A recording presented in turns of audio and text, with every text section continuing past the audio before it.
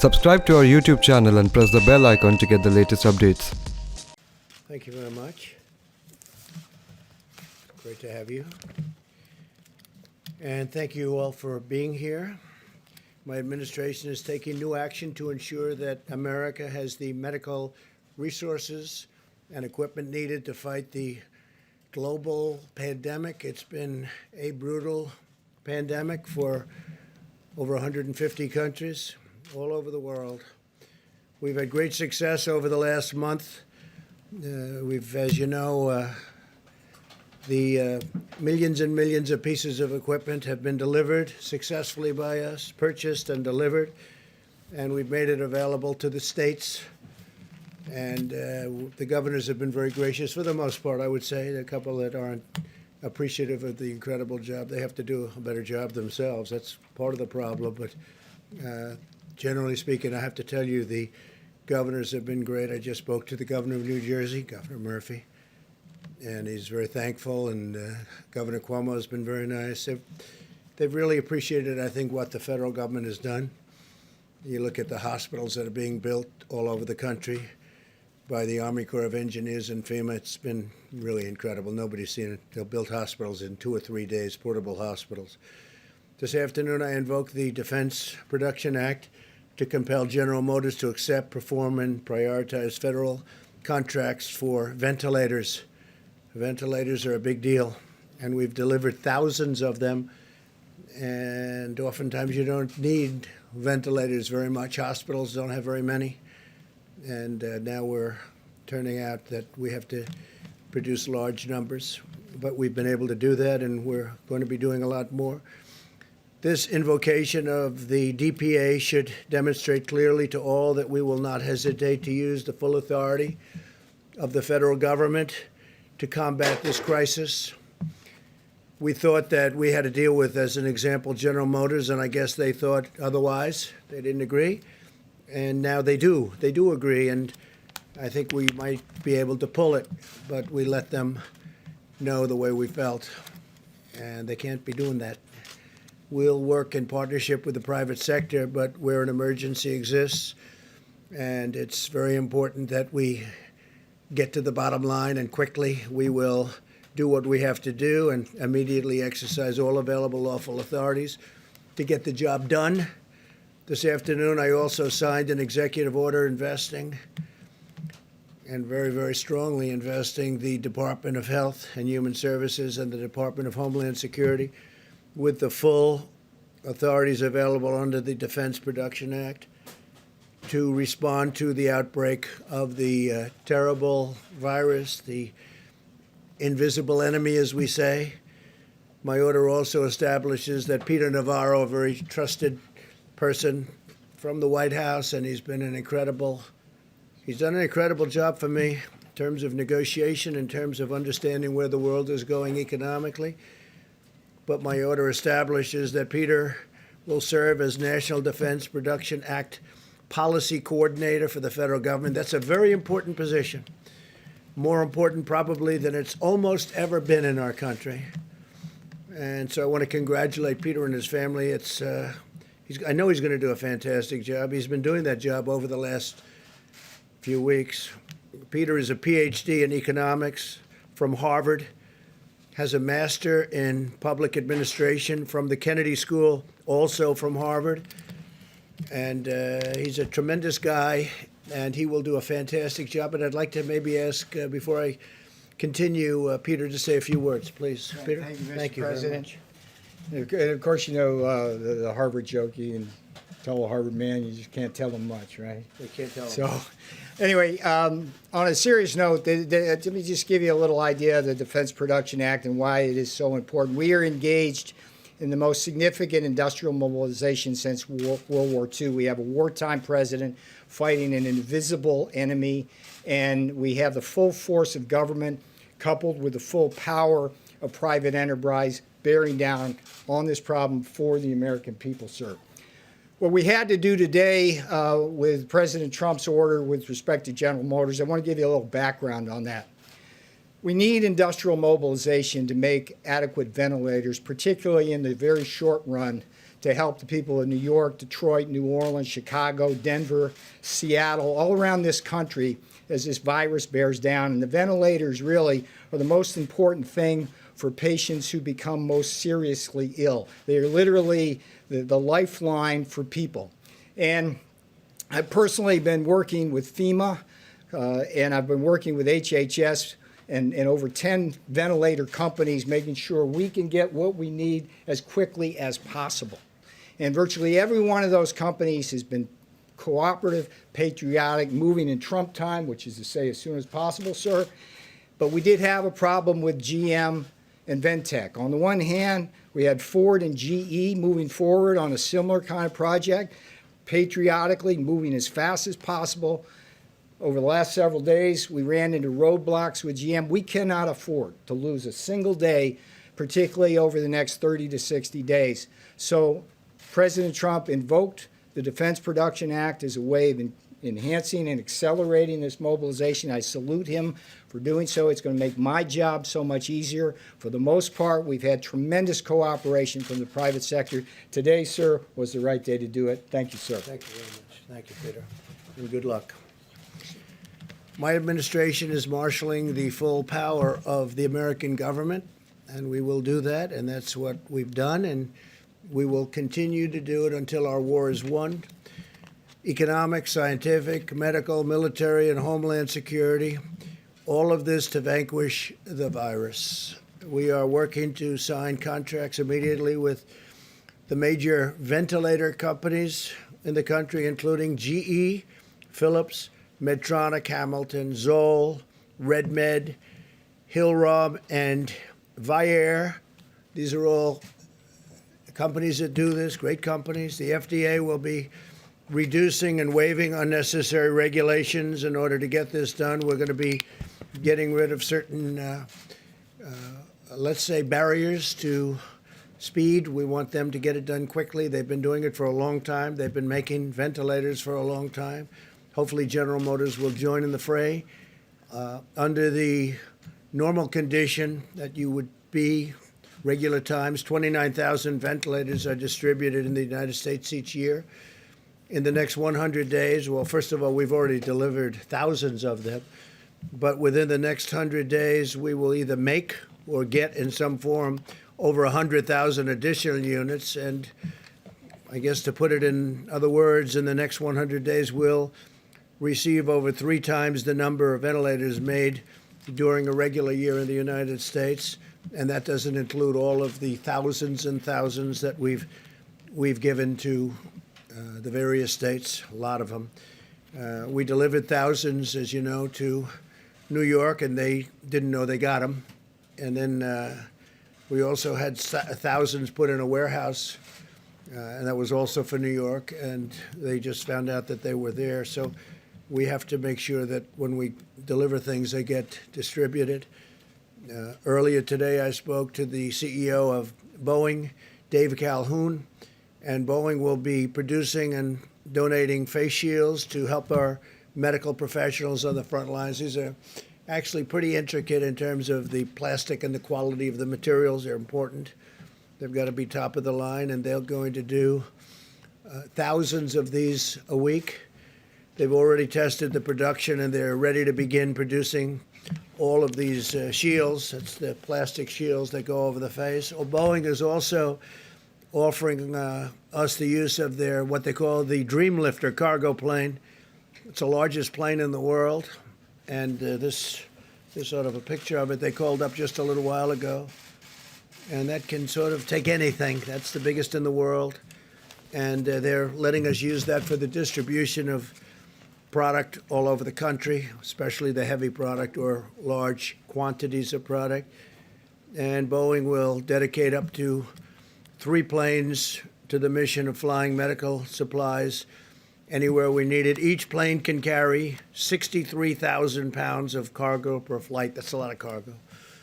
I also signed an executive order giving the Department of Defense and Department of Homeland Security the authority to activate the ready reserve components of the armed forces.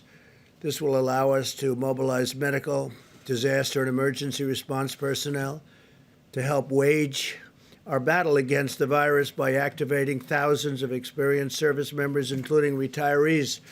We have a lot of people, retirees, great military people. They're coming back in who have offered to support the nation in this extraordinary time of need. And they come back in. They don't say how much. They don't say, what are we getting paid? They just want to come back in. It's really an incredible thing to see. It's beautiful. This afternoon, I also signed into law $2.2 trillion in urgently needed relief for our nation's families, workers, businesses, and Americans of every race, color, religion, and creed. And the $2.2 trillion goes to $6.2 trillion, depending on need. So it's the largest bill ever signed, and not just emergency relief, but of any kind. We've never signed a bill of that magnitude. And, incredibly, it was 96-0 in the Senate, and it was essentially the same thing in Congress. They did it very quickly. In the House, they did it very, very quickly. So if you look at Congress, what they've been able to do, the House was voice vote, I guess they would call it, and something like that rarely takes place, and 96-0 in the Senate for the largest bill in the history of our country. That's pretty good. And I want to thank Republicans. I want to thank Democrats for coming together for the whole of the nation. And this is a great thing, a great victory. This is going to save companies that are incredible companies, but that are going to need some help because of what happened. A month ago, they were outstanding. They were having the best year they ever had. And then we got hit. And so we'll help them out. It's thousands and millions of jobs. It's millions of jobs. And I just want to thank everybody for working so hard. And that includes the people standing with me right here. The legislation extends a vital lifeline to American families and American workers with job retention loans for small businesses. And a big focus of the bill is small businesses. They're really they're the energy. They're whatever you want to call it in terms of our nation. They push. People have no idea how big a factor, Peter can tell you, the small businesses are in this country from an economic standpoint, from a job standpoint. We expand the unemployment benefits for workers very substantially, and direct cash payments will be going to American citizens, substantial. This legislation also provides a massive increase in funding for hospitals, for the Disaster Relief Fund, and critical supplies, including masks, respirators, and pharmaceuticals of all types. And speaking of pharmaceuticals, as you know, we're working on vaccines. We're getting some good response, and we're working on therapeutics and cures. And we have some very interesting things happening. This afternoon, Apple launched a new tool created in partnership with our task force, the CDC and FEMA. Any individual who is concerned that they might have the virus can now download the free COVID-19 app on their iPhone and answer a set of simple questions about their symptoms and risk factors. It's getting to be a very modernized system indeed. They'll soon receive HHS recommendations on what to do next, including whether they should get tested or not. And again, we only want people to get tested if we think they need it. In a few moments, Secretary DeVos and Secretary Perdue will discuss new partnerships with the private sector that are providing meals to millions of students while schools are closed. They've both been incredible, the job they've done. I appreciate them very much. We're grateful for the assistance of Niran Shodhari, CEO of Panera Bread Company. They've been so incredible to us. And to the people of our country. And Denton McLean, chairman of McLean Global Logistics. And they've joined us. They're on stage with me. They're going to speak. Throughout this ordeal, I've been awed and inspired by the American people more than anything else, more than anyone else. Americans of every walk of life have followed the guidelines, shown incredible compassion, and sacrificed greatly on behalf of their fellow citizens. I want every American to know that their selfless and heroic actions are saving lives, and I want them to know, and I've said it before, that I'm very proud to be their president, very proud of the American people.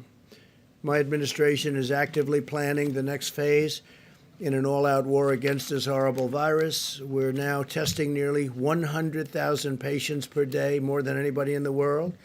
And we've now, as of even a couple of weeks ago, tested more than any other country in the world. And our capacity continues to grow. Widespread surveillance testing will allow us to monitor the spread of the virus, and we're doing that quite accurately. And Deborah and Tony will be speaking about that, and coordinate with the states to contain new hotspots as they arise with a targeted, fact-based, and data-based approach. It's all data-driven. This surveillance testing will soon enable us to publish updated guidelines for state and local leaders. We want every county and region in the country to have the on-the-ground evidence that they need to determine the mitigation measures that are right for them. Each location is different. Some are very, very different. Some are day and night. Some are in great shape and some aren't in great shape. And we'll be able to have very accurate information very shortly. We already have a lot of that information. America is bravely battling this pandemic through cutting-edge science, medical innovation, and rational, deliberate, and determined vigilance. No effort will be spared in winning this war. We're going to win the war. Hopefully we're going to win soon and with as few lives as possible lost. You see what's going on all over the world. You see the lives. You see Italy. You see Spain. You see all of these countries going through so much, going through such hell. And we're all in very strong communication. I can tell you our professionals are dealing with them every day. Many of the countries, so many countries, but many of the countries we're dealing very directly and closely. And we're going to be in very good shape in terms of certain equipment that's very hard to get, very hard to manufacture, and at the right time we'll be distributing that equipment throughout the world to other countries. Boris Johnson was asking for ventilators today. As you know, he's tested, unfortunately, he's tested positive, and that's a terrible thing. But he's going to be great. I'm sure he's going to be totally great. But they want ventilators. Italy wants ventilators. Spain wants ventilators. Germany wants ventilators. They're all calling for ventilators. Well, we're going to make a lot of ventilators, and we'll take care of our needs, but we're also going to help other countries. So I just want to thank everybody. I want to thank our great American citizens, and a lot of incredible things are happening, really happening, and it's too bad. I was saying before, we had the press conference when we had a signing ceremony when we signed the largest bill in our history, and I said, think of it, 22 days ago, we had the greatest economy in the world. Everything was going beautifully. The stock market hit an all-time high again for the over 150th time during my presidency, and the world was looking good. And then we got hit by the invisible enemy, and now you have countries all over the world reeling. But we're winning it, and we'll be bigger and better and stronger than we were even before. And we will also have apparatus in place that works. We won't have broken systems. We'll have incredible systems. So if this should happen again, and hopefully it won't, but if a thing like this should happen again, we'll be able to handle it very much more easily. So with that, I'll take a few questions. Steve, please. Tell us a little bit about these negotiations with General Motors. What were they reluctant to do, or was it a debate over cost or profits? Well, it got to be a debate over cost. We don't want to think too much about cost when we're talking about this. This is not cost. I wasn't happy where General Motors built plants in other locations over the years, not so much during my term, but they built a lot of plants in other countries. I won't name the countries, but you can imagine. And so I didn't go into it with a very favorable view.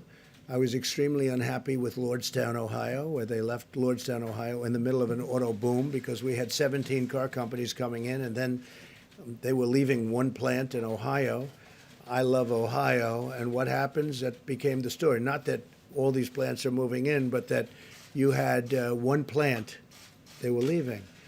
And frankly, I think that would be a good place to build the ventilators, but we'll see. We'll see how that all works out. But so I wasn't too thrilled, and then we thought we had a deal for 40,000 ventilators, and all of a sudden it became 6, and then price became a big object. But Peter Navarro is going to handle that, and Peter will do a very good job. We'll see. Maybe they'll change their tune, but we didn't want to play games with them. Yeah, President? Mr. President, two questions for you. One on state quarantines and the other one on the search for treatment. The first one, over the last 24 hours, governors in multiple states, including Florida, Rhode Island, have issued quarantine orders for travelers coming from The other quarantine states. orders? Quarantine orders, yeah. And they are intercepting people on highways, at airports. They say this is at the recommendation of your administration. Is that true? And if so, why doesn't your Well, I think I'm administration going just... to let Tony speak to that a little bit later, but we're being very strong on quarantine. We're being very strong on people not leaving, especially certain states, and going to other states where they have less of a problem. I mean, you're hearing constantly about people leaving New York and going down to Florida. And New York obviously is a hot spot. And that's why we're building all those hospitals in New York and all those medical centers in New York. So we'll let Tony answer that. But specifically, you have to understand, we're not playing games. John? Mr. President, if I could come back to the invoking DPA. This morning you tweeted about it, and I'm told it was coincidentally, not long after that tweet, Ventech and GM announced that they had reached an agreement to at their Kokomo, Indiana plant, which is a clean facility that makes electronic equipment, Yeah. produce up to 10,000 ventilators a month, with the first ones to be delivered in a couple of weeks. Why the need after that to invoke DPA? It wasn't after, it was before. And we just were not getting there with General Motors. We weren't getting there. We were getting there with a lot of other companies, and we have the people that are doing it for me in the room right here. And we can talk to you later about it. But we have to get these people on board. We're not looking to get into a big deal on price. We're not looking to be ripped off on price. We don't want prices to be double, triple what they should be. So General Motors, we'll see what happens. But now they're talking.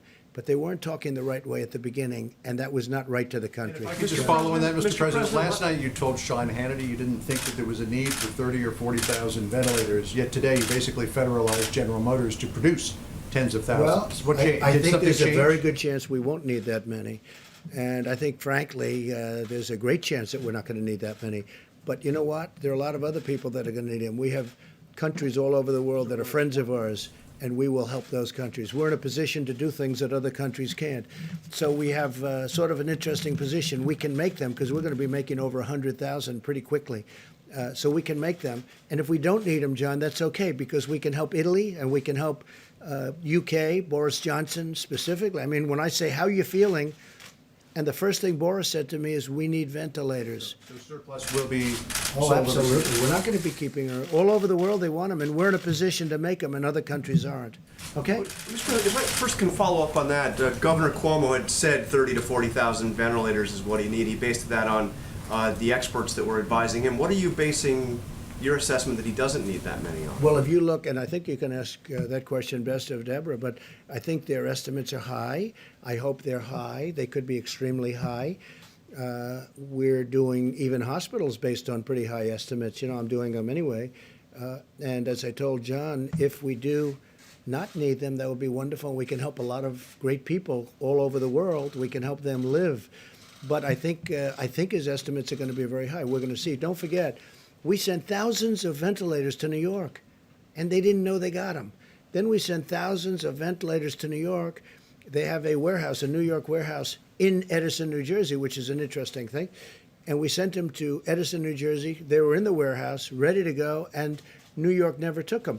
So they knew they were there. So we have to get people lined up. But we've given that, and I'm not blaming New York. Look, this is something that's of a magnitude that nobody's ever seen before. But I'll tell you what, the federal government's done a hell of a job. So we sent thousands of ventilators to New York, and they didn't know about it at the time they were complaining. Thousands. We had 2,000, and then 2,000, and then 4,000, and they were going there in large numbers. And then before that, we sent many thousands. We want to have so many that we do have more than we need because we can send them to other great countries, other countries that have been our friends, and they'll never be able to do it themselves. Yeah, please. Some of the governors are not appreciative of what the federal government's done, and you've suggested that some of these governors are not doing everything they need to do, like that these governors are at fault. Can you be specific? What more in this time of Well, a I think national we've done a emergency great should these job for the governors state do? of Washington, and I think the governor, who's a failed presidential candidate, as you know, he leveled out at 0 in the polls. He's constantly chirping, and I guess complaining would be a nice way of saying it. We're building hospitals. We've done a great job for the state of Washington. Michigan, all she does is she has no idea what's going on, and all she does is say, oh, it's the federal government's fault.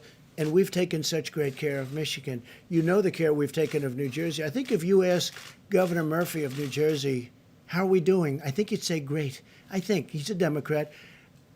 Governor Cuomo has really said we're really doing a great job.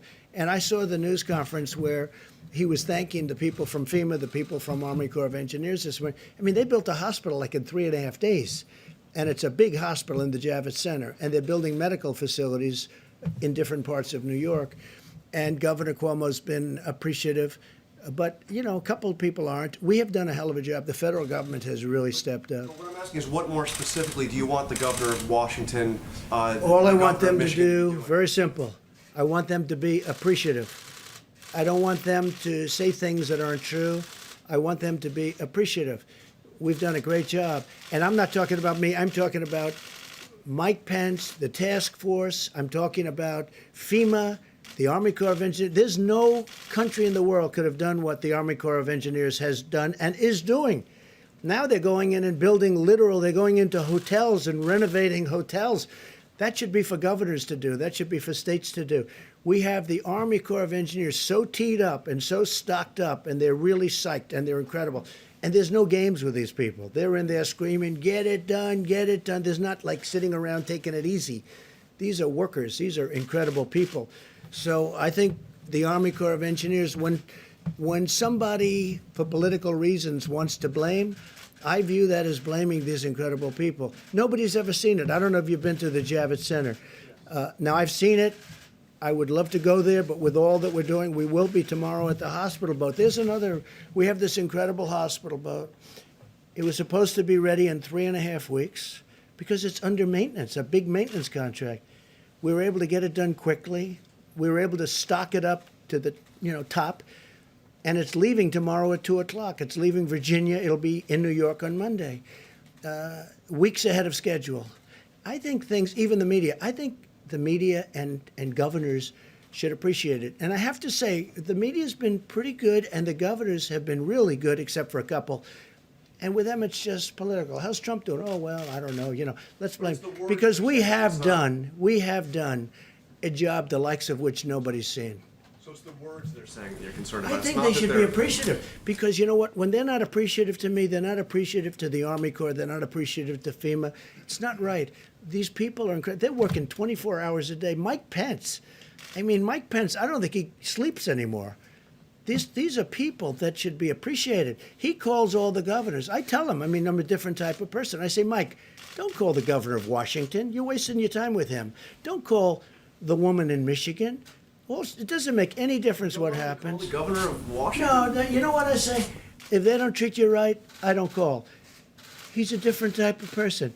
He'll call quietly anyway, okay? But he's done a great job. He should be appreciated for the job he's done. Yes, ma'am. Given that older Americans are advised to stay at home and avoid travel, is it absolutely necessary for you to go to Norfolk, Virginia tomorrow to wave goodbye to the ship? No, but I have spirit for the country. We have sailors, we have doctors on that ship, we have everything. I'm not going to be jumping around in a huddle. But, yeah, I think it's a great sign. The President of the United States, they got a ship out of maintenance, completed all the work in a fraction of the time. It was supposed to be there for 3.5 additional weeks. So they got it done, and it's in great shape. And they're sending it up. So the answer, it's a good question. It's a fair question. I just feel that as the leader of our country, when they can do work like they've done, and they've been working all day, all night, medical supplies, everything, loading up that ship, I don't think it's the worst thing in the world. It's right down the road practically, right, Virginia. And I think it's great if I go to Virginia. I guess I can take helicopter or plane. It's like a tiny trip. And I think it's a good thing when I go over there and I say thank you. It doesn't mean I'm going to be hugging people, and it doesn't mean that I'm going to be shaking people's hands and everything. But I think it sends a signal when the president is able to go there and say thank you. So, we'll be careful. Peter? Mr. President, on the stockpile of supplies for a pandemic, yesterday from the podium you blamed your predecessor, saying that when you arrived as president, you said, quote, "We took over an empty shelf." You've been president now for more than 3 years. Why didn't you and your administration fill that shelf? Yeah, I did. We did fill it twice. We filled it twice, and we've been distributing that for literally a year. So why are we We've in this been position, filling I guess out. Americans are Nice asking? question, Peter. Thank you very much. We've been filling it out, and we've been filling that stockpile many, many times. It's been filled many, many times, and now what we're doing is something different because I think it's better. We'd fill it, so it comes from wherever the point of manufacture or whatever is. We fill it. And then we go, now it's full, now we take it and we distribute it around. Now what we're doing is we have an emergency. We're saying, go direct, go direct, go direct. We fill it only where necessary, but now we're trying to go direct. So they drop it off in New York, or they drop it off in Michigan, they drop it off in Virginia, wherever it may be, Florida. Well, Florida's getting a lot of things. And we're finding it's a much better system. But we filled and we've stockpiled many, many times. Yeah, we ended up with an empty shelf. Yes, please. You spoke to Chinese President Xi yesterday. What did he tell you in terms of data that he's going to share and Yeah. how they got the number of cases to go down? So I had a great conversation with the president of China last night, pretty late in the night. It was fascinating to me. You know, they have it's a different kind of a world. It's a different form of government, to put it mildly. We talked for a long time. We talked for at least an hour, I guess. And one of the things I was asking him is, when did you notice that this was happening? We talked about the whole concept, how it happened, when it happened, what was the most effective use? I mean, was it the fact that, distance, was distance the best thing? We talked about everything.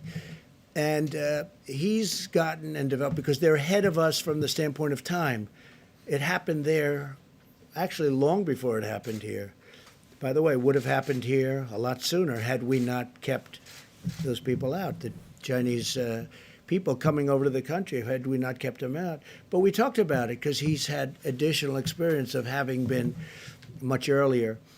And he's developed some incredible theories, and all of that information is coming over here. A lot of it's already come. The data, we call it data. And we're going to learn a lot from what the Chinese went through. Our relationship with China is very good. We also talked about the trade agreement, but I must tell you, this whole invisible enemy has taken over the world. Nobody cares about trade. Nobody cares about anything. You want to talk about trade, they immediately get back to this. So we really did. We talked about trade. They're starting to buy very heavily from the farmers under the agreement, under the trade deal that we just signed. But honestly, me, all of us, everybody's talking. You turn on television, you read the papers, it's all about this. And you know what? It probably should be mostly about this. It's hard to talk about, hey, how you doing with buying from the farmers? They have started very, very large buying, as you probably have read. But what we really focused on was this. I also said, how have you done with cures, and how have you done with respect to vaccines? We discussed that. And, they're doing like we're doing. They're working on it very hard. They think they have some interesting things have been determined, and we'll see what happens. But we talked a lot about vaccine. We talked a lot about possible cures.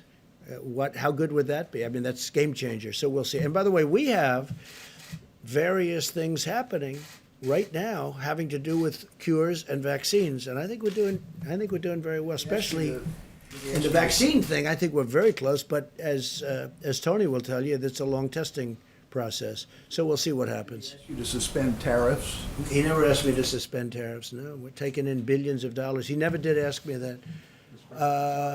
John? Mr. President, on Monday will be the end of the 15 days to slow the spread of the virus.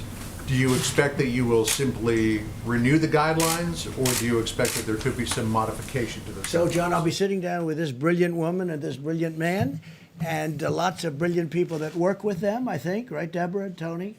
And we'll be sitting down on Monday or maybe Tuesday, depending on which is the best for everybody, and we'll be making that determination. Okay, we'll be making it. And by the way, obviously, we're not doing it for New York. You see, New York is just coming into this really heated situation. We're building a lot of things in New York right now that nobody thought would ever be building. A lot of things are happening in New York. So obviously, but we are talking about possibly other parts of the country which really aren't affected to any major degree. Or maybe we won't do that because maybe at the advice of a lot of very talented people that do this for a living. They won't want to do that. They won't want to expose anything. They want to do it all at one time. These are the kind of things we'll be talking about. So for people at home who are wondering, how long are we going to have to live like this? What advice would you give them? Well, it depends. We do want to flatten the curve. We want to see that curve start heading down in the other direction at a minimum. And we really have to talk about areas of the country that have not been affected or certainly have had a very small effect. And we'll see. I certainly want to get it open as soon as possible. I don't want it to be long, but we also want it to open safe.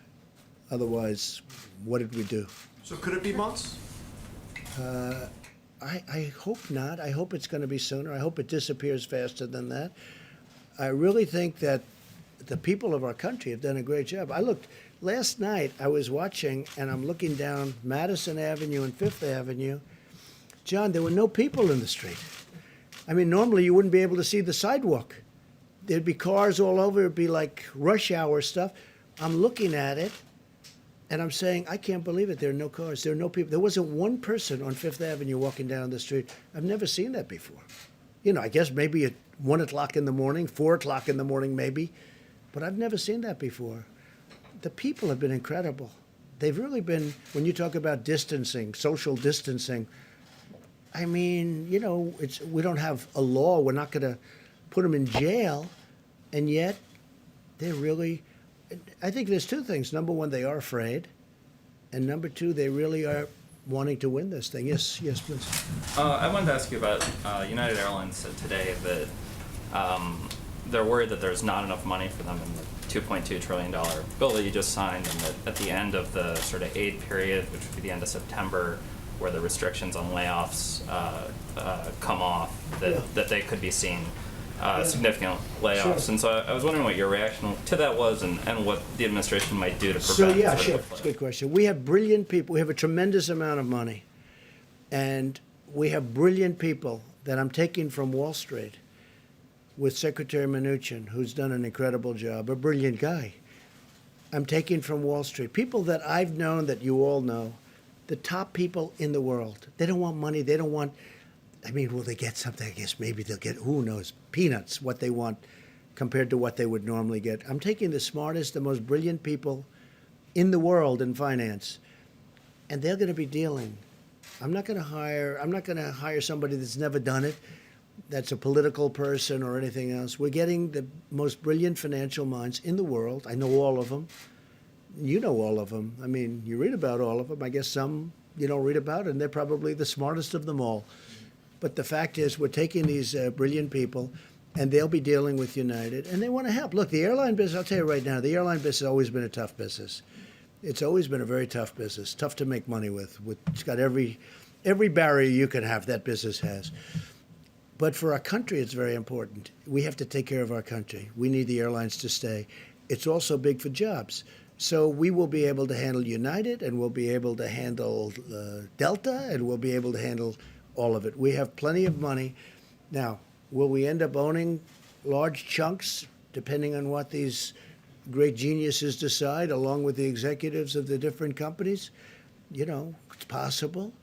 And they'll make a better deal on the loan, but the taxpayer will then end up owning a big chunk of companies. As an example, Boeing. Boeing, until a year ago, was the greatest company, I think, in the world by far. There wasn't anything close. I believe it was 1% of GDP, okay? Think of it. One company, 1% of GDP. It was flawless. Then it had the problems, and then it had on top of it this whole thing with the virus. So Boeing will probably need a hand, and we're going to bring Boeing back to health. But we have the smartest people in the world. We have the smartest, I don't even know if you know that. I think this could be the first time you've heard it. People like Larry Fink we're talking to, and that's BlackRock. And we have, you know, the smartest people. And they all want to do it. They all, I mean, this to them, they love this country. They all want to do it. So we're speaking to people like that, and they'll be able to work it out. I guess my question is, there's probably a tension between bringing companies back to economic health and protecting people's jobs. And I'm wondering if you're going to intervene and ask Treasury Secretary. No, I think they're the same thing. I mean, you know, bringing people back to health and protecting people's jobs. To me, and I'm okay at this stuff, that's the same thing. I'm in a much different position as president than if I were an investor or something. But I want to bring them back to health because I want to preserve their jobs, but I also want to preserve airlines because that's preserving lots of other jobs. That's preserving the travel and leisure industry, which is perhaps the largest industry in our country if you add it all up. You add up all the hotels and all the traveling and all the planes and everything else, probably by far the largest industry in our country. So saving the airlines is very important. And the airlines were all doing well. You know, the airlines were doing record business a month before this today, let's say. Even 22 days to be exact, right? When we first started seeing some real signs of problems. They were at record levels. Last year they had a record year, the biggest in the history of the airlines. Everybody was doing well. I mean, I was presiding over the most successful economy in the history of the world. And now we're going to have to rebuild it. And I think we're going to have an absolute incredible fourth quarter. You know, maybe it's slightly after that, to be honest. But it's going to be in that time period. As soon as we get rid of this, I think we're going to have an explosion upward. It's going to be incredible. Please. Mr. President, Florida Governor Ron DeSantis has issued some of the fewest restrictions in the country, yet Florida has the highest percentage of elderly in the country. That's true. Do you believe Governor DeSantis is handling this well? Do you have I do, confidence? because he's a very talented guy. He's a very good governor. Everyone loves him. He's doing a fantastic job for Florida. He was not happy with the people coming down from New York. You know, they're flying down from New York, and he had a state and has a state with, you know, obviously a lot less problems. Florida's been doing really well in the sense of testing. The testing has shown much better results. They'll talk to you about that later. But no, he was very unhappy with the people coming down from New York, and I understand that. No, Ron's a very tough guy. He's a great governor, and I have tremendous confidence in him. And, you know, he had the beach situation. He resolved that. He will get it all resolved. Yeah, please. I have two questions, Mr. President. First, yesterday in your letter to the governors, you said that you want to categorize certain counties of high risk, medium risk, and low risk. Practically speaking, how are you going to enforce that? How can you stop people from You have high to go risk, louder. for example? You have to speak louder. Sorry. How are you going to stop people from going from high risk areas to low risk areas? In your letters to the governors. We have some very, very strong restrictions, but you're right. I don't like it. So we're seeing how it works. The data is coming in on Monday and Tuesday, and we're going to see how it looks. But, you know, can we go to a tougher level? We can, but that causes other problems. We're going to see, and we'll be reporting back very shortly after my meetings with Tony, Deborah, and others that we're going to be meeting with, and our vice president. We're going to be reporting back to the media. Okay? Please, corner. Thank you. Hi, Mr. President. Owen Jensen with EWTN News. Yes. Millions of school kids across the country are home, including my own, bored, restless, learning a little bit online, but it's better in the classroom. You know that. Yeah. And they're my kids. They're crawling the walls and climbing the walls, and my wife is about to lose it. Right. So many of them are watching right now. What would you say to those kids right now? Elementary school, middle school, high school. What would you tell them right now who are watching from home? I would say that you are a citizen of the greatest country anywhere in the world. And we were attacked like nothing that's happened possibly since 1917, many, many years ago. We were attacked.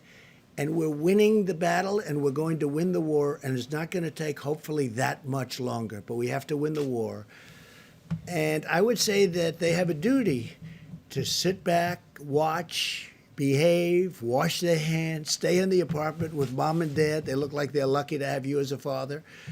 And just learn from it. But, you know, the young people have been tremendous. Some of them are very happy not to go to school. You understand that. Perhaps yours, perhaps not. But we have literally had no problem. But again, they should just sit back and be very proud of our country because we're doing it for them. You know, ultimately, we're doing it for them more than anything else, if you think about it. The other thing that's nice, and the one thing that has come out, and I learned this, again, it was reaffirmed by President Xi last night in my conversation. The young people are really, it's an incredible phenomenon, but they are attacked, successfully attacked, to a much lesser extent by this pandemic, by this disease. this, whatever they want to call it. You can call it a germ, you can call it a flu, you can call it a virus. You can call it many different names. I'm not sure anybody even knows what it is. But the children do very well. It's almost the younger they are, the better they do. I guess the immune system is, sadly for some of us, their immune system is stronger. But actually, I'm very happy about that. But they have been attacked, for instance, the Spanish flu. And if you look at the H1N1, the spine, if you take a look at the swine flu, which was, as you know, not so long ago, that attacked very strongly young children, kids, middle-aged people, everyone. Age is a factor here, so your children should be in good shape. But just tell them to be very proud of the country, okay? Just to follow up real quickly, when does the risk become an acceptable one to allow people to go back to their lives? Maybe Well, we're Dr. going to make Fauci that would- determination. And you're going to have something to do with that. And look, we're going to be guided also. You have some real strong feelings. The media, I'll tell you what, the media generally, I mean, I've impressed, a lot of the media has been fair. I'm not used to fair treatment in the media. I don't know. I don't know how to handle it. But the media has really been, overall, I think the media has been pretty fair. Some not. I mean, I could tell you who, but what's the point?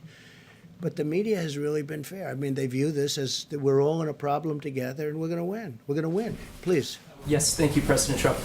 New York is currently the epicenter of the outbreak in the U.S. with about half of the cases. Yeah. Yesterday, Kellyanne Conway laid a lot of the blame for that on the mayor, pointing out that he told people to go about life as normal and he resisted closing schools and businesses. I'm wondering if you agree, and also if I could ask you your thoughts on the stimulus bill preventing aid to your businesses. Do you think that's fair, and what are your thoughts on that? Well, that's not happening. I mean, I think they wrote us out. And that's all right, but that's not happening. As far as the mayor of New York, I'll be honest, I didn't know him well. He and I are obviously opposite persuasions, and we would go at it, but we didn't, I don't know if we ever spoke other than to maybe say hello a couple of times. I did down at the World Trade Center Memorial once a long time ago. So I've spoken to him a lot, Mayor de Blasio, and we've really had incredibly productive discussions. I've gotten him a lot of people. We've gotten him a medical center. He's asked for, at Elmhurst, I know Elmhurst Hospital very well. I mean, that was an area of Queens that I grew up in. And boy, you talk about an epicenter. That's really the epicenter of the epicenter. That's really something. We talked about it because that was, very close to where I grew up. And knowing it, being so familiar with it, it's incredible to see where they have the trucks. I don't have to go into great detail, the refrigerated trucks coming up, and I've never seen anything like it. I've spoken with Mayor de Blasio a lot in the last week. We've helped him, I think, a lot. And I've really gotten to like him. I get along with him very well. Now, he wants us to do certain things, and we've produced. I mean, today I spoke to him with the Secretary of Defense, Esper, and we had a great conversation, and we're helping him get some of the things he needs. I don't have to go into great detail, but he's very happy about what we were able to do for him today. And he's like us. He's working very hard. But I can't say anything bad about Mayor de Blasio. I mean, my relationship with him over the last couple of weeks has been excellent, and we've done a good job for him too. Yeah. On the governors, Please.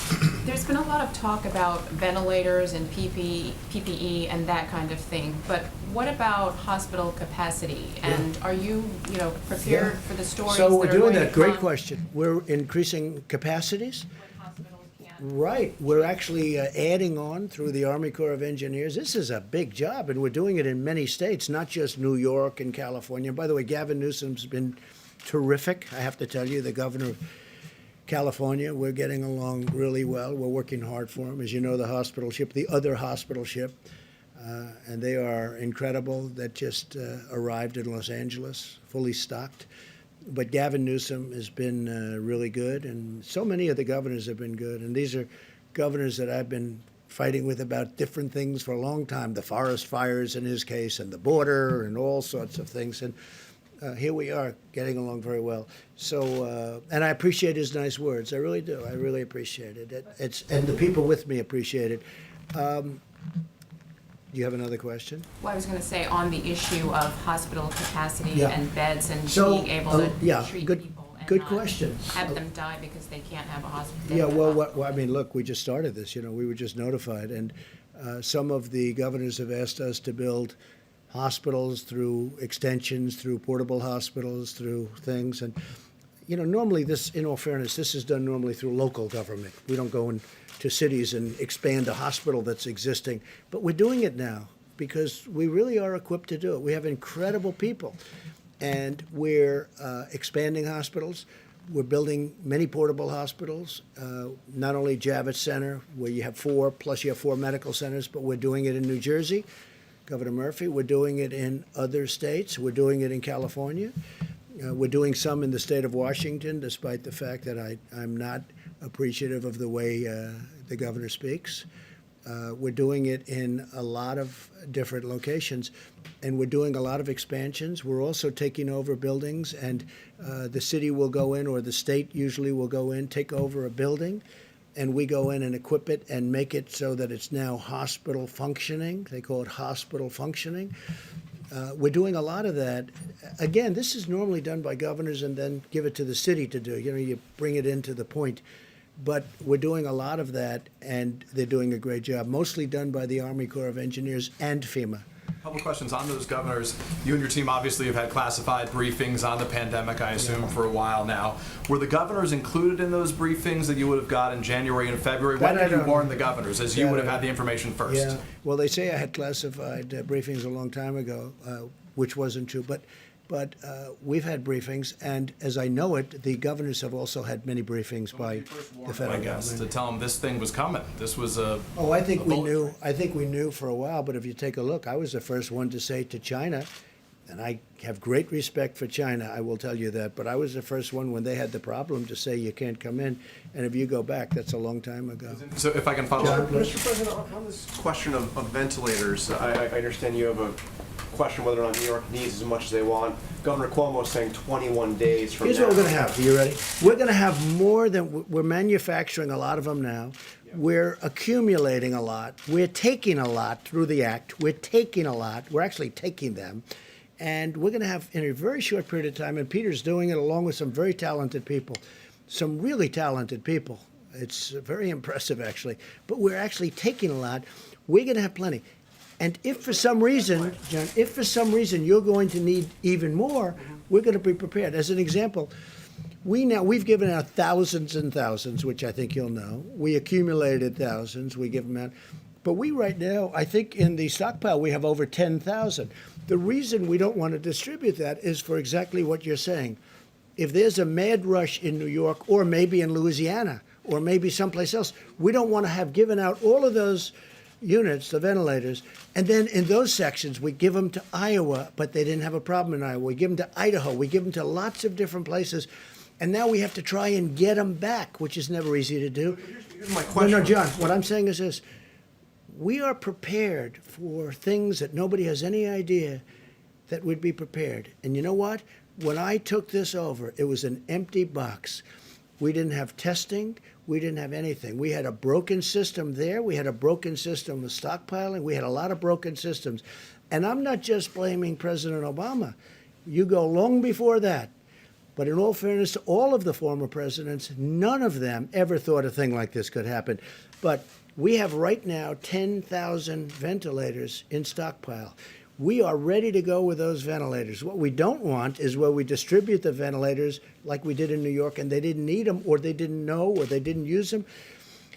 If we need them in New York, we're going to have plenty. Now, we're getting a lot of ventilators in the next short period of time. A lot of ventilators are coming in the next short period of time. We're manufacturing. We went to all of the companies. I read their names. We went to all of those companies. They are going to go, I would say, round the clock, Peter. Is that right? They're going round the clock. Is 100 days fast enough? Like you said, is that fast enough to get 100,000? Because some of these people Let's put need it this in 3 way. weeks. Let's put it this way. We've distributed thousands and thousands already. Normally, these would be bought by states, just so you understand. Normally, these would be bought by governors. They were, I don't want to say unprepared, but nobody was prepared for this. What we've done, nobody can even imagine. And by the way, I've had governors tell me, including Democrat governors, They said, we can't believe you've been able to do this. And you go to other countries, and we're not only competing against states, because we don't want to compete against states. We've had a couple of cases where states were buying, we were buying, and I said specifically, because I heard about it, pull back, let the state buy it. Immediately, the price goes way down, and they end up buying it. But we're also competing against many countries, because many countries need the ventilators. That's why I want to build more, if possible. John, maybe we'll take one more question. The question the question I was building up to is, are you able to guarantee, to assure these states, these hospitals, that everybody who needs a ventilator will get a ventilator? So here's what I'll tell you. I think we're in really good shape. This is a pandemic, the likes of which nobody's seen before. I think we're in great shape. I think that, number one, we've distributed, ventilators is a big deal. We've distributed vast numbers of ventilators, and we're prepared to do vast numbers. I think we're in great shape. I hope that's the case. I hope that we're going to have leftovers so we can help other people, other countries. Everybody who needs one will be able to get a ventilator. Look, don't be a cutie pie, okay? You know, everyone who needs one. Nobody's ever done what we've done. Nobody's done anything like we've been able to do. And everything I took over was a mess. It was a broken country in so many ways other than this. We had a bad testing system. We had a bad stockpile system. We had nothing in the stockpile system. So I wouldn't tell me what like being a wise guy. Go ahead. Mr. President, you signed a bill today the size of which could choke an entire herd of horses. And before you even had a chance to put pen to paper, people were already talking about the need for phase 4. Yeah. Do you see a need for phase 4, and where do you think the priorities would lie? There may be something where we're going to help states, because the states have been hurt very badly. And the beautiful thing about our country is $6.2 trillion, because it is 2.2 plus 4. It's $6.2 trillion, and we can handle that easily because of who we are, what we are. It's our money. We are the ones. It's our currency. We can handle it, and we can handle. I watched Jerome Powell the other day, and he did a good job. He said, "We'll do whatever we have to do." John, we have to do whatever we have to do. Where do you see the priorities being? The priority is life and safety, and then the economy. Life and safety. Does the Easter goal stick? It seems like earlier in the week you said we love Easter, but now it seems like it could be longer. A lot of things We're can. heading into a long weekend. Yeah. What do you tell those folks who think they're going to have to wait this out for a while? I tell them, if it's your life, then it's your safety. And if we need more time, they're not going to have a problem waiting it out. It's life, it's safety, and it's our country. But we have to take care of people. At the same time, we want to get them out. They want to get out. Our country was built on that. But we have to make sure it's safe, and everyone knows that. Okay, one more question, please. Has your thinking changed over the last Mr. 30 President, days? thank you. Both the World Health Organization, as recently as today, and your own health officials have said that any treatments that we use for coronavirus should be scientifically demonstrated to be effective. But at the same time, you've said that chloroquine, as an example, could be used as a cure very soon. So is the WHO and your health officials wrong on this point? Are they? So hydroxychloroquine, which is supposed to be the better of the two, seems to have some good backing. We're going to see. Look, Governor Cuomo, we've given him 10,000 units. It's a lot. And they're testing it. It's a malaria drug. It's also a drug for arthritis. And it's phenomenal for those two things, as you probably know, especially for malaria. But we're going to find out soon. I hope it works. There are signs that it could be doing well. They are testing 10,000 units. It's a lot. And I tell you what, I want to thank the FDA because they approved it immediately. Based on the fact that it was already out for a different purpose, they approved it immediately. So, look, hydroxychloroquine is a very powerful drug for certain things. And it's a very successful drug. There's reason to believe that it could be successful here. Now, the reason I disagree with you, and I think Tony would disagree with me, but the reason I disagree with you is that we have a pandemic. We have people dying now. If we're going to go into labs and test all of this for a long time, we can test it on people right now who are in serious trouble, who are dying. If it works, we've done a great thing. If it doesn't work, we tried. But this is not something that's going to kill people. So we can go in and we can test, or we can take our time. When I was with the FDA, you know, they indicated that, well, we'll start working on it right away, and it could take a year. I said, what do you mean a year? We have to have it tonight. If we don't have it tonight, I want to test it immediately because it's on the market in a different form. So we know that. So from a safety standpoint, at least, we know that. But you're talking about giving it to people who in many cases are dying. So we want to do it the way. This is sort of like right to try. We got right to try approved. For 44 years or more, they couldn't get it approved. We have the best labs, the best doctors, they couldn't get it. I got it approved. Now if somebody's terminally ill, and if we think we have something that's going to work, we can actually use it. They can use it. And I'll tell you what, you ought to do, when this is over, you got to do a story on that, because we have had some tremendous results. Just before you go, could I ask you something that just popped on Wall Street Journal? It says, headline, the Trump administration plans to suspend the collection of import tariffs for 3 months, according to administration officials. True or not true? It's not even talk to me about it. Just more fake news, John. Look, not even talk to me. They're talking about, the only one I've heard that from, like as an example, China pays 25% interest on $250 billion worth of product that they send in. That's a lot. Everybody keeps saying, oh, are you going to suspend the tariffs?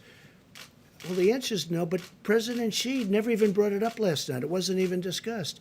It's fake news. Tell the Wall Street Journal. You know, the Wall Street Journal does a lot of fake news, too. It's pretty amazing. So I want to leave you by just saying I want to thank you for being here. I want to thank the American public and all of the people that have helped so much. And we're going to give the podium to Vice President Pence, who has been incredible.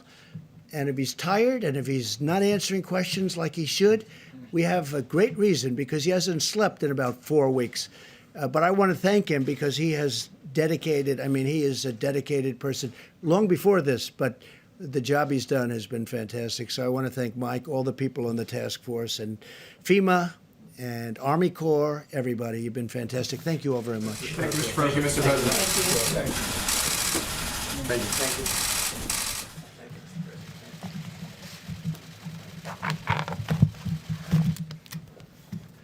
Well, good evening, everyone, and thank you, Mr. President.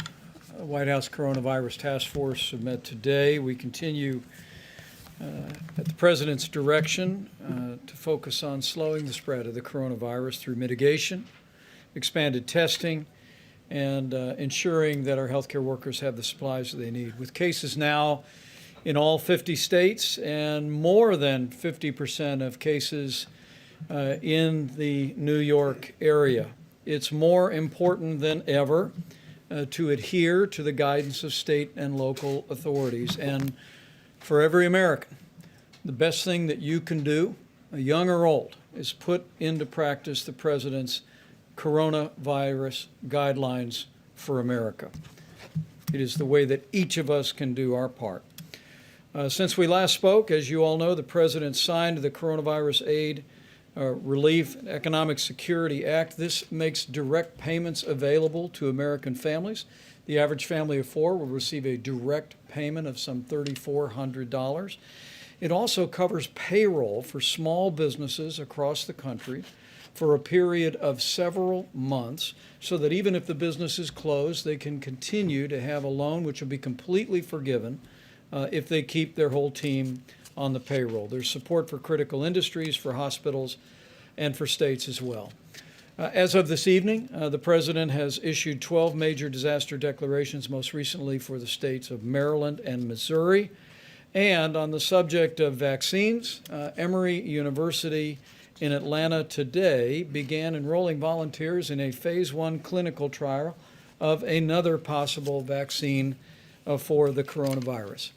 On the subject of testing, testing is available in all 50 states, and as a great credit to our partnership with commercial laboratories across the country, this morning it was reported that more than 685,000 tests have already been performed, and we are particularly grateful to the American Hospital Association, whose members are now reporting into the CDC and FEMA in real time, giving our experts more visibility on those that have contracted the disease around the country. The President mentioned this, but it's worth mentioning again. Apple has a new app out. It is a screening tool that'll help Americans determine whether they should be tested. It has a easy format, question and answer. If you have issues about whether or not a test is appropriate for you, you can use the new Apple app to accomplish that as well. On the subject of supplies, the President spoke about the priority that we're placing on personal protective equipment and especially ventilators, and I will not add to that. I can tell you that this weekend we'll be reporting on aggressive efforts that our supplies stabilization task force at FEMA is taking to import medical supplies from around the world. We're working as we speak on an airlift from a number of countries around the globe to deliver very important medical protective equipment to the United States. At the present moment, you've heard the numbers, but from the Strategic National Stockpile, we distributed more than 7 million N95 respirators or masks, more than almost 3 million face shields, more than 8,000 ventilators, and donations to the Strategic National Supply. We've mentioned Apple donating some 9 million masks that can be used by healthcare workers, but Merck recently announced plans to donate 500,000 masks, USPS 500,000 masks, and a little company called Puritan in Maine is actually in the business now of manufacturing swabs. So businesses large and small all across America are rising to the challenge.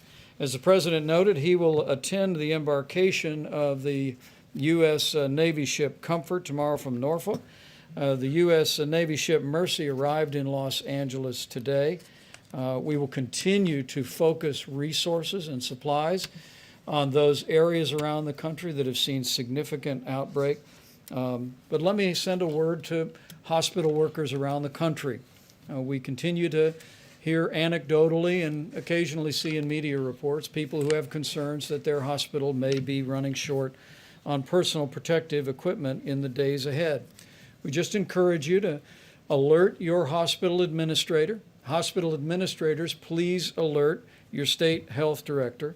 Tonight, Administrator Gaynor at FEMA will be speaking to all of the state emergency directors in America to talk about the availability of resources, but also encouraging them to have a plan to perhaps even use their National Guard to move medical equipment from storehouses to hospitals.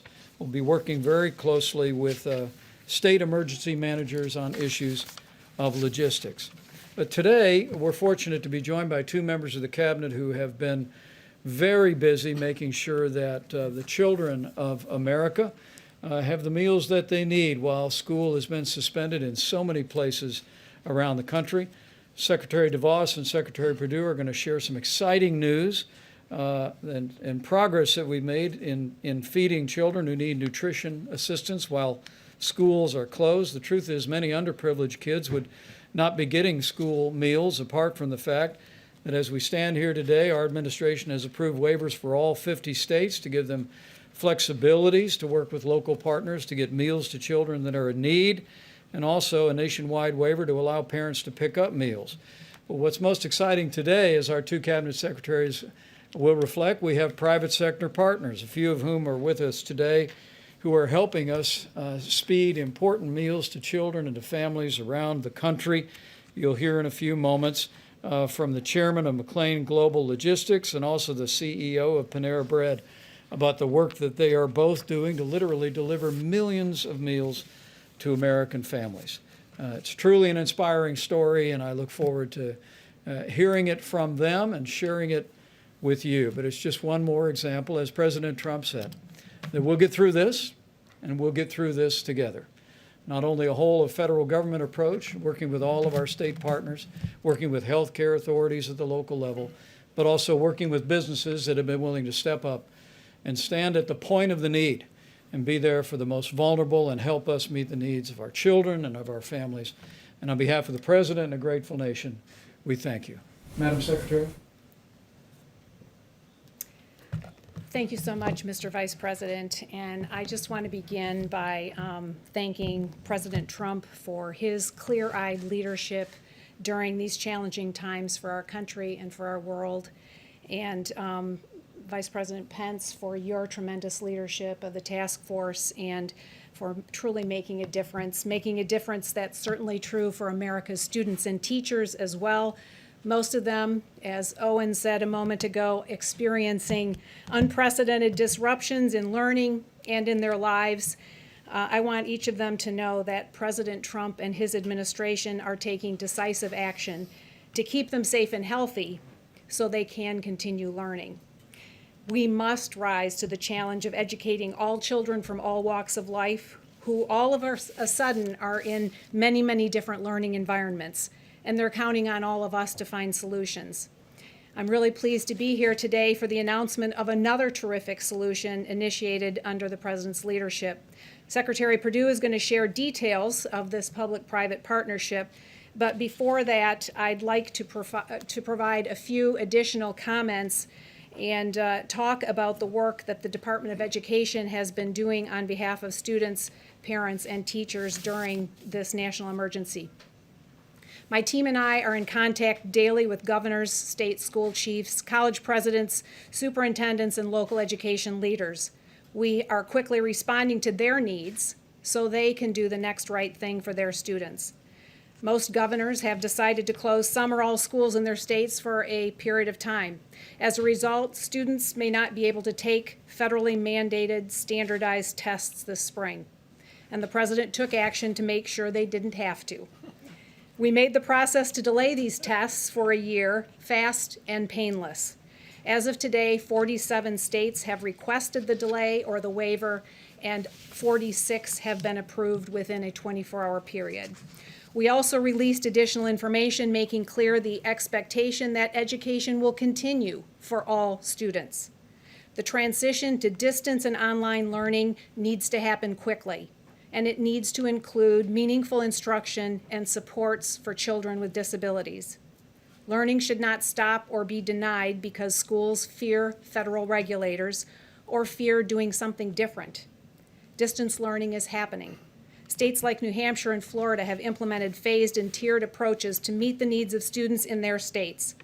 Other schools and states are implementing creative approaches and working through practical realities to help students continue learning.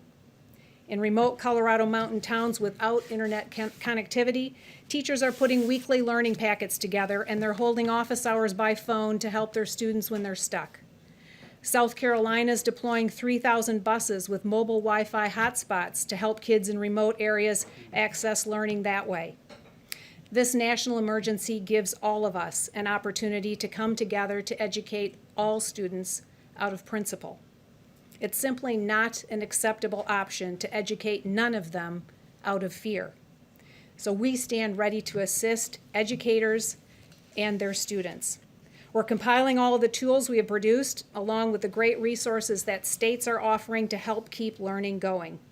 There are already many existing online learning platforms, and many states were already offering a robust menu of courses virtually. We will be adding that information to our website on an ongoing basis, and that site is ed.gov/coronavirus. We're using every tool possible to extend flexibility to states and communities. This includes funding flexibility. Where we don't have the latitude, we're working with Congress on solutions. One area is providing direct financial support to students, families, and teachers. We will propose Congress provide microgrants to help students continue to learn. These would be focused toward the most disadvantaged students in our states or communities where their school system has simply shut down. I've always believed education funding should be tied to students, not systems, and that necessity has never been more evident. We'll also support microgrants to teachers to help them pivot to supporting all of their students in a different environment than they've been used to. We know they are dealing with an unprecedented situation, but it's been truly inspiring to hear story after story of teachers rising to the occasion and meeting the unique needs of each of their students. Ultimately, we know everyone's grappling with the challenge of keeping students safe and healthy while also building capacity for remote learning. It's an important moment to realize that learning can and does happen anywhere and everywhere. I think of the Texas dad who started a daily webinar interviewing friends and acquaintances in wildly different careers and helping students understand what it takes to work in that chosen career. Or the history teacher in Virginia who connects with his students through a live stream every morning. I think of the art teacher in Tennessee who's broadcasting her lessons over social media, or of Second Lady Karen Pence, who prepares packages of art materials and projects for her students to pick up with their school lunches. Or the principal in Alabama, who's going online daily, giving morning announcements, leading the Pledge of Allegiance, and a moment of silence. And I think of the many schools that have distributed laptops and tablets to students who don't have them so they can continue learning over video conference. And the ones that just don't have that option currently, like the remote Colorado towns. Joy Hoffmeister, the school chief in Oklahoma, may have put this best. She told me, "School isn't a building. It's students, teachers, and families working together to advance learning." She's right, and that's our shared mission. Let me also touch very briefly on how we're supporting students pursuing higher education. At the beginning of this outbreak, we immediately gave institutions of higher education regulatory flexibility so learning could go online, and it did. In many cases, it was a seamless transition, and learning continues. And we're continuing to cut federal bureaucracy and let schools rise to meet this challenge. We've vastly improved distance learning policies, which are working quickly to enact for traditional higher education. Shorter-term programs and apprenticeships also need to grow and thrive, and as the President has so effectively championed, workers need these options as they look to come back stronger than ever from these momentary setbacks. The President promised to defeat this invisible enemy and keep our economy strong. He took immediate action and provided student loan relief to tens of millions of borrowers. We set all federally held student loans to 0% interest rates and deferred payments for 60 days. Now, with the CARES Act that he signed just earlier today, Mr. President, those actions will extend to 6 months. We hope these actions and others we've taken for those who've become delinquent on payments or have had other issues with their student loan payments will help alleviate the financial burden and anxiety students and their families are feeling during these tough times. These are tough times, but we, the people, are tougher. So in closing, let me offer just a few words of encouragement. To our students, your educations can and should continue. Learning can happen anywhere, and we will help make sure it does. We believe in you. To our teachers, we will support you and help you. You are doing great work. Keep it up. And to every parent and family, we know these are challenging times, but it's in the face of great challenges that Americans have always risen to the occasion and embraced greatness. And I know we'll do that once again. I thank again the President and the Vice President for their leadership on behalf of America's students and on behalf of all of us. And now I'll turn to my friend Secretary Sonny Perdue to share more on how we're working together to help support student nutrition. Thank you very much, Mr. Vice President. While our dedicated educators are out there trying to continue to fill our kids with knowledge even when they're not in a school site, USDA is working very hard to continue to fill their tummies. You may know that many of these children receive breakfast and lunch at their school sites, and our federal government participates with our dedicated school nutritional and lunch professionals throughout the country, and we have issued waiver after waiver to make this flexibilities available for things that make sense when children cannot congregate in a singular location. That's one of the first waivers we issued, and when Congress gave us the authority to issue more, we are turning those waivers around in rapid speed, really less than 24 hours. So we're very fortunate that we've got a great team at our Food, Nutrition, Consumer Services team working 24/7 to make sure that our kids continue to be fed. It's a great partnership that's happening out there. I want to mention one other simple but very important point about another matter that your listeners and readers may be very interested in. That's the food supply chain. USDA obviously is intimately involved in the food supply chain.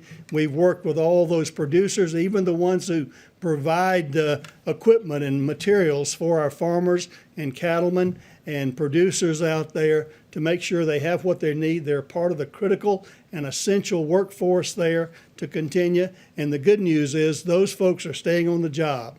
Those who've grown it, those who are processing it, our inspectors who are grading it just the same way they always had, those folks who are delivering it, packing it, delivering it, stocking those shelves, and checking out those customers. That's the great news about our food supply chain.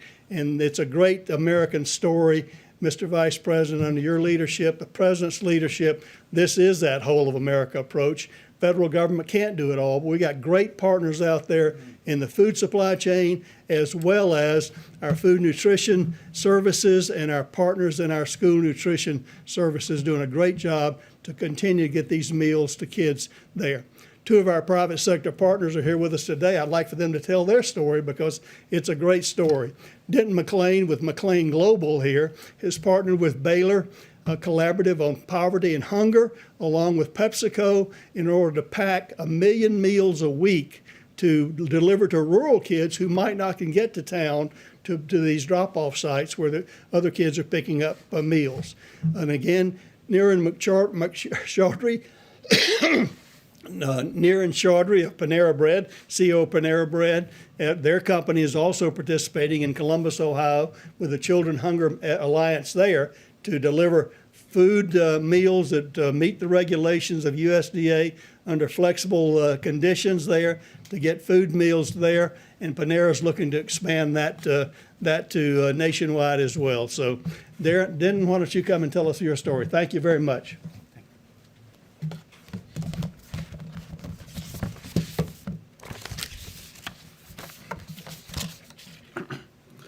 Thank you. Mr. President, Mr. Vice President, Secretary Perdue, and Secretary Voss. Right now, there's a lot of focus on our large cities and the enormous challenges that they face. But imagine this.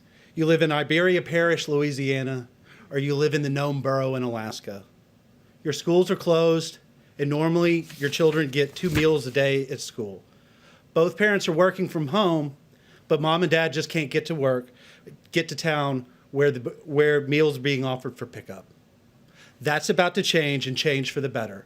Because of this USDA program, McLean Global will source, secure, receive, organize, assemble, package, label, and then deliver boxes straight to a child's home. And here's another big difference. For the first time, we'll be able to offer shelf-stable meals that will last 2 weeks. That's a true game changer for rural families. It's happening because of the President's order to do whatever it takes to get the job done. Everyone knows that tons of paperwork can be like lighter fluid for a great idea, and this is a great idea.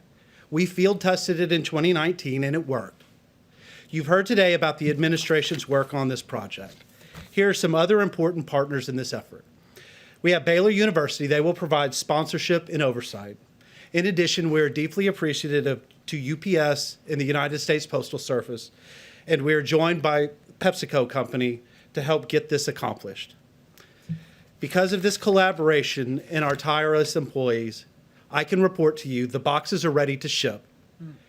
And after all, this is all about the children who must be fed during this crisis. We stand ready to serve. Thank you, Mr. President and Mr. Vice President, for caring about the specific needs for the children who live in rural America. Thank you. I want to welcome Niran Chaudhry, CEO of Panera Bread. Good evening. Thank you, Mr. President and Mr. Vice President, for your leadership. It's an honor to be here, and I'm deeply grateful for the opportunity. This is an extraordinary time, and I passionately believe that at such times we must all come together and do our very, very best to contribute and make a difference. At Panera, our mission is simple. It is about ensuring that good food is accessible to everyone, especially those who are the most vulnerable, such as children, and especially at a time like this. And we are absolutely determined to make a difference in this regard. Today, we are announcing a partnership with USDA and Children's Hunger Alliance to serve freshly prepared, wholesome meals to children in the entire state of Ohio to begin with, and hopefully after that to expand that program across many other states in the country. I do believe that the human experience, indeed life, is all about having resilience in the face of adversity and also having the tenacity to just keep going, to just keep going. And at Panera, our associates and our franchise partners live that spirit every single day. They are resilient and they're tenacious. And on their behalf, I pledge that we are committed to do the right thing for the country and help serve those who need it the most at this very important time. We are ready to serve. Thank you very much. Outstanding. Thank you so much. Thank you so much. Thank you for your business's incredible generosity. And I'll actually allow the two business leaders to step out if you'd like. We appreciate you so very much on behalf of the President and a grateful nation. Before we go to questions, I'm going to invite Dr. Birx and Dr. Fauci to step forward with a few reflections on what we're seeing in the data. And as you all are aware, over the next several days, our team will be assembling recommendations for the President to give further guidance to the American people, to states around the country, and they can both share with you the importance of ongoing efforts of mitigation by every American, the need to support what state and local leaders guidance is to every American community, but also as Dr. Birx continues to work carefully with the modeling, analyzing the data, she'll reflect on the progress we've been made in that. Deborah? Great. Thank you, Mr. Vice President. Just to pick up on some of the questions that you had earlier. So the issues that we discussed with the modeling yesterday was to ensure that the models were adjusted for the great work that every citizen is making in doing the mitigation efforts, and to see if that was reflected in the request specifically for ventilators. And so we wanted to make sure that with a limited number of ventilators and the issues that we saw in Detroit and Dearborn, in Cook County, and now in New Orleans, that we were balancing and projecting correctly based on both what the models had predicted and then whether they were adjusted for the incredible mitigation work ongoing in New York City. We understand that this week and next week will not reflect that mitigation, whether it's New Orleans or whether it's New York and the New York metro area. We know that the hospital admissions that we are seeing this week and next week will be infections that occurred before the mitigation started. But we wanted to make sure going forward that the needs reflected that. That was what was adjusted in the Ferguson model for the UK, and I know you're following that very carefully. They believe strongly that the mitigation methods that were put into place that informed our mitigation methods, we all were working off of that same model, and I want to make it clear that those models, those flu models, have been incredibly helpful to really predict what would layering of these different mitigation methods, from social distancing to staying home if you're sick, to staying in that household, to quarantine everybody in the household if anyone is positive. Now, there are other countries that took different approaches, and I want to be clear because we did hear from both China and South Korea. But it's always important that you adopt and adapt it to your community and the reality of your country. We do this around the world. You can't ever just take an off-the-shelf approach and then put it into action in your community. You have to understand your communities.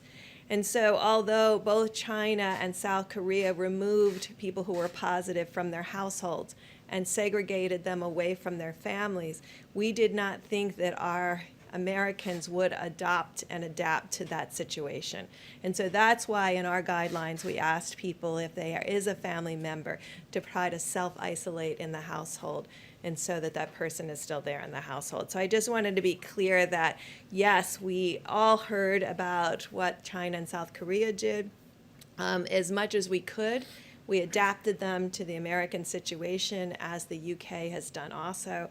And we just wanted to be really ensured that all of the requests for the stockpile reflected the great work that the American citizens were doing in each of these areas to ensure health. And then finally, I know there was a question about requiring quarantine. I want to make sure that everyone understood when we talked about New York residents who had gone to other places, it was for them to voluntarily self-isolate and take care of themselves because we felt like they could be exposed, and we really wanted to alert them that the rates in New York City were high and were increasing, and that they were probably exposed during some of the most exposure time period before the mitigation efforts went in. So this was really about a health of our New York citizens that then chose to go to other places, both to protect themselves and to protect others. So hopefully that's clear to everyone about those issues. We continue to look at the data every day. We really want to applaud the laboratory testing that is helping us.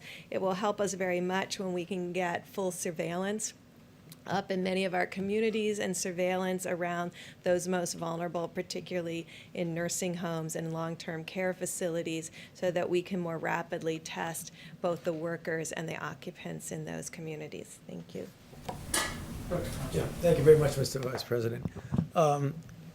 Today, just a few hours ago, I had the opportunity to get on a telephone call with the people who are on the front lines, the people who are actually in the ICUs or in the hospitals from all of the areas that are being hardly hit, including New York. And I'm not a supply person. I'm a physician, a scientist, and I do vaccines and I do drugs, but I am a member of the task force, and I do take very seriously the responsibility that we have to those individuals to get them the material that they need. We've heard discussions about this, ventilators, personal protective equipment, masks, and things like that. They are doing an amazing job up there. And I just want to have a message to them, which I told them over the phone, that as a member of the task force with my colleagues here, we're going to do everything we can to make sure that they get everything they need at the time that they need that, because they are doing an amazing job up there, and I salute them. Thank you. Great. We'll take a few questions. John, just a quick one to Dr. Burks. Yes, please. I asked you, I think it was about 8 or 9 days ago, about the data from all these tests, and you had suggested that there would soon be a website where we would see all the data. Are we closer to that? When do you expect that? Do you have any data to give us tonight? 'Cause as far as I can tell, this has not been publicly released yet. Yeah, no, thank you. I've learned as Tony has described, we've learned that when a community is educated, we all do better together. And so it's important to get that information out when we start talking about where the virus is, what the percent positives are, and really inform communities so that they can make decisions, so that people can take protective measures for themselves and for their families. And I find that it's important, yes, for us to have the data, but it's equally important for the state and local governments as well as the communities. We are still, because we worked very hard to get it into the first bill, but it was changed to state and local labs, and obviously 95% of all the tests are being done in the commercial labs. So in this recent bill that was just approved, it is mandated that all commercial labs need to report. And so you'll have that data when we get the data comprehensively from all the commercial labs. Well, it was passed today, so hopefully we'll expect it tomorrow. Guys, only one more question. Dr. Fauci? About the guidelines, if I can, Dr. Burks or Dr. Fauci, whomever, what is the testing standard here? Are you going to need to test people who are well or only people who are symptomatic? Obviously, let's say in Omaha, 10 people walk into a hospital, 5 come in, they're all tested positive, 5 go home, they may still be positive. What is your standard in order to make these recommendations? So I'm glad you asked, because the important thing about testing, it only tells you if you're positive or negative that day. You could become positive the next day. And so testing should be used intentionally as a surveillance tool or a diagnostic tool. And I think what we're going to work on over the weekend is to weave together both a testing strategy for surveillance, which you have brought up in that key point, while maintaining a strong testing for diagnosis, because our first obligation is still to ensure that patients get diagnosed, both so that the personal protective equipment for those who are negative doesn't have to be utilized, but also to give those patients the opportunity to have optimal care. And I think Dr. Fauci mentioned this a few minutes ago. The things we have learned over the last just 3 months, was a lot of information about how best to ventilate patients. I think that has been shared across communities and across clinicians around the globe.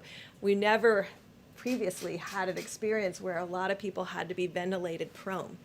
So this kind of information that has been shared has been critical to improve the survival of the patients that we have in the United States of America. And we really want to applaud the countries who've been giving all of us that information and sharing it across the clinical network. One quick thing to Dr. Fauci, if I could. Dr. Fauci, Sunday will mark 1 month since the first death from this new disease. I wanted to ask you a bit of a philosophical question. I've known you for 25 years.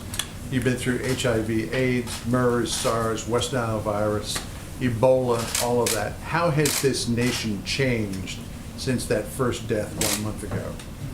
Well, this is truly an unprecedented situation that we're going through. As you mentioned correctly, John, I have been through everything from the very beginning of the very uncertain days with HIV/AIDS. Cumulatively, if you look at what's happened with HIV/AIDS over the 38 years that we've had it, the burden and the suffering and the death has been enormous, historic. But it came over a period of time. There was the fight in the beginning.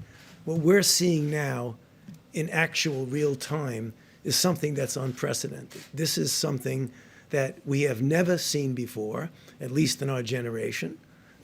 They've seen something maybe like this back 100 years ago. And we're really being challenged to not only learn in real time, to be able to respond in a way that is helpful and effective, but we're also in uncharted waters. And I think that's the thing that I find different, is that the waters are uncharted so that it isn't as if we have an example of how to do it. You know, we have an extraordinary confrontation on the health and the welfare of the globe, particularly, you know, for us here in the United States. So as somebody who has been through all of those outbreaks, this truly is unprecedented. So from the first day to now, the first death, we've been through something that no one has ever experienced in our generation. Let me say good evening to each one of you. I trust this was helpful. We'll continue to keep you informed. Over the course of the weekend, the President will be traveling to Norfolk for the embarkation of the U.S. Navy ship Comfort. Our task force will be meeting through the course of the weekend, and we'll be reviewing the data and preparing recommendations for the American people going forward. But thank you all for your time and attention.